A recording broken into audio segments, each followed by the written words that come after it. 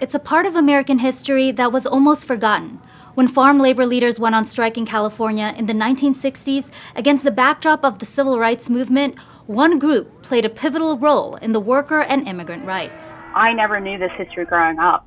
I don't think anyone from my community knew about it. Marissa Arroy is talking about the Filipino community, who make up the third largest Asian population in the U.S. As a filmmaker, she is keeping this story alive.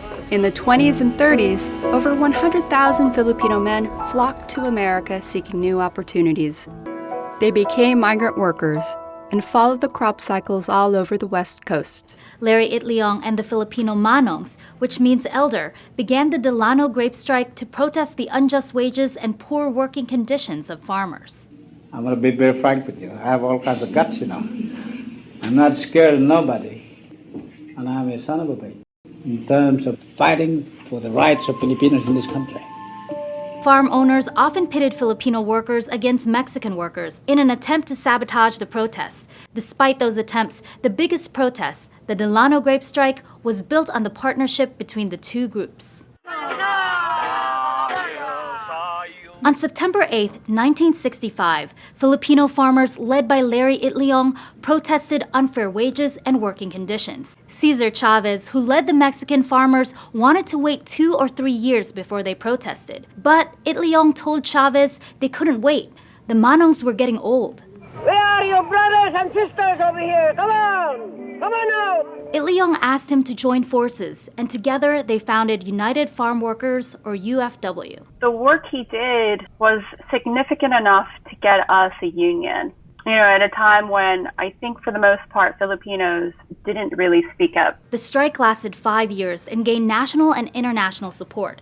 The successful protests resulted in a contract granting farmers fair wages, benefits, and protections. It's so important to humanize and let communities know and let kids of color and their families know that we are part of American history. Gail Romasanta co-wrote a children's book about Larry Itliong that was published this year. Filipino Americans, now that we've been here for a few generations now, you can ask to be at the seat at the table and you can demand why your story isn't out there. It's a story still relevant today about the rich and the poor, unions, immigrant backlash, the food we eat, and the workers who get the food to our tables. Roma Santa says it's a story about dignity.